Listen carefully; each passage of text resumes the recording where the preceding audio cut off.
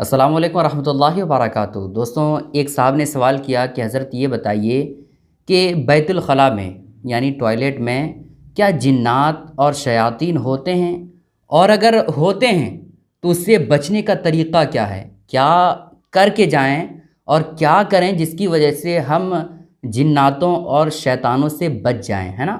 तो आज की इस वीडियो में हम यही बताने वाले हैं। बस आपसे गुजारिश है कि आप वीडियो को आखिर तक देखिएगा। वीडियो अगर आपको पसंद आती है लाइक करने के साथ साथ चैनल को ज़रूर सब्सक्राइब कर लीजिएगा। दोस्तों, अब ये आपका सवाल कि क्या बाथरूम में बैतुल ख़ला में टॉयलेट में जिन्नात शयातीन होते हैं या नहीं, है ना? तो ये बात हकीकत है कि जिन्नात और शयातीन, है ना, टॉयलेट में होता है ना?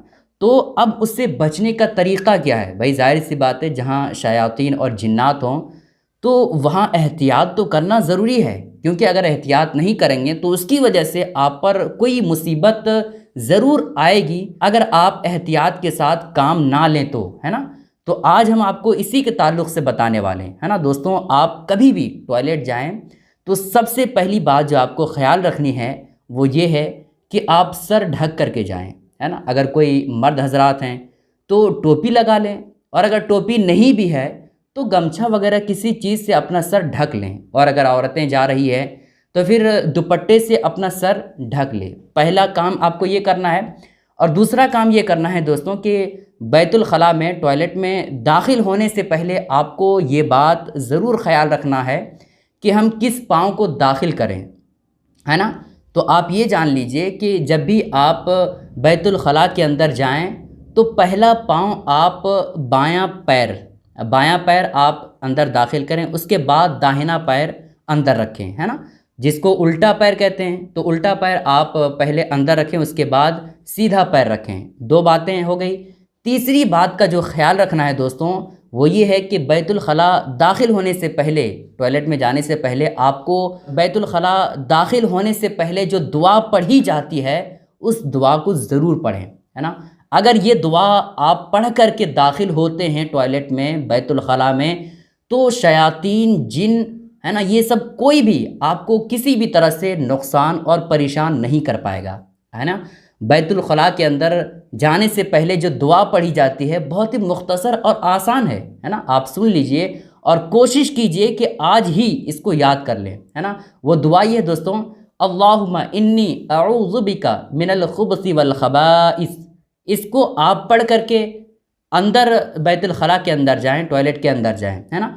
और जाएं तो एक बात का ज़रूर ख़याल रखें। बहुत सारे लोग ये करते हैं कि पूरी दुनिया की बातें जो है ना वहीं बैठ कर के सोचते हैं कि भाई यही एक ऐसी जगह है जहाँ सुकून की जगह है।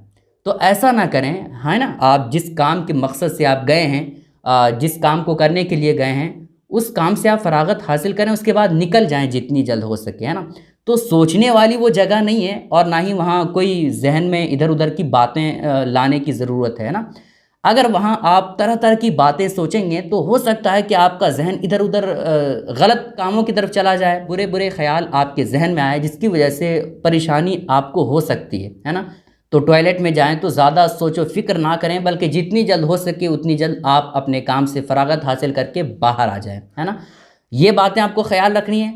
अब दोस्तों, जो सबसे अहम बात जो आपको ख्याल रखना है वो ये है कि जब भी आप बैतुल ख़ला से बाहर निकलें तो बैतुल ख़ला से बाहर निकलने की दुआ ज़रूर पढ़ लें। टॉयलेट से जब भी निकलता है तो उसके लिए बाहर निकलने की एक दुआ होती है, तो उसको आप पढ़ें, है ना? बहुत ही आसान है, कोई हार्ड नहीं है। आपको स्क्रीन पे भी दिख रहा होगा, आपको ये दुआ पढ़नी है, अल्हम्दुलिल्लाहिल्लज़ी अज़हबा अन्निल अज़ा व आफ़ानी, है ना? इस दुआ को आपको ज़रूर पढ़ना है, ठीक है? अब दोस्तों, सवाल ये पैदा होता है कि बहुत सारे लोग ऐसे होते हैं जो याद नहीं कर पाते हैं दुआओं को, है ना? जैसे बैतुल ख़ला में दाखिल होने की दुआ जो है, अल्लाहुम्मा इन्नी अऊज़ु बिका मिनल खुबसी वल खबाइस, ये दुआ है।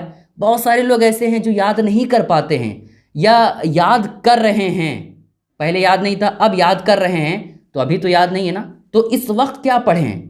तो भाई अगर आपको याद नहीं है, याद कर रहे हैं, तो ऐसी कैफियत में आप सिर्फ़ और सिर्फ अऊज़ु बिल्लाहि मिनश शैतानिर रजीम इतना आप ज़रूर पढ़ें।